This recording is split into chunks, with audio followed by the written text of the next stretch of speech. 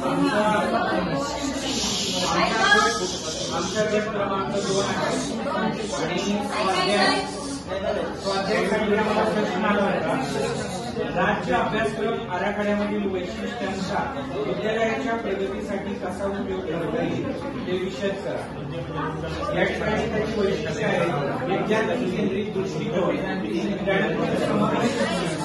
कौशल्याधिष्ठित शिक्षण, स्थानिक संदर्भानुसार लवचिकता, शिक्षक भूमिकेतील परिवर्तन, मूल्यमापनात सुधारणा, समावेशक उपक्रम, तंत्रज्ञानाचा वापर, विद्यार्थ्यांच्या प्रगतीसाठी वापरायचे मार्ग, शिक्षक प्रशिक्षण आणि कार्यशाळा, विद्यार्थी केंद्रित अध्यापन, मूल्यमापनातील सुधारणा, पालक सहभाग, स्थानिक संदर्भाचा समावेश, तंत्रज्ञानाचा वापर वाढवणे, समावेशक उपक्रम राबवणे, विद्यालयातील नेतृत्व सुधारणा।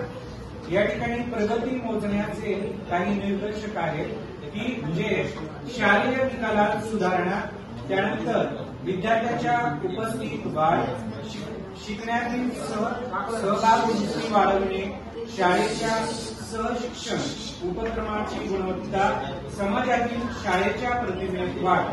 त्याचा निष्कर्ष असा निघतो राज्य अभ्यासक्रम आराखडा ही केवळ शैक्षणिक धोरणाची यादी नसून तो शाळेसाठी एक वटवृक्ष दस्तावेजच आहे, ज्याचा योग्य वापर केल्यास शाळा गुणवत्तापूर्ण, समावेशक, कौशल्याधिष्ठित आणि विद्यार्थ्यांच्या सर्वांगीण विकासासाठी सक्षम ठरवतो।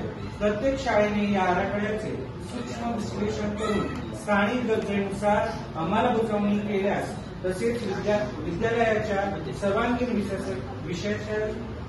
सर्वांगीण विकासासाठी जो करील त्या ठिकाणी विकास करणे शक्य राहील। धन्यवाद।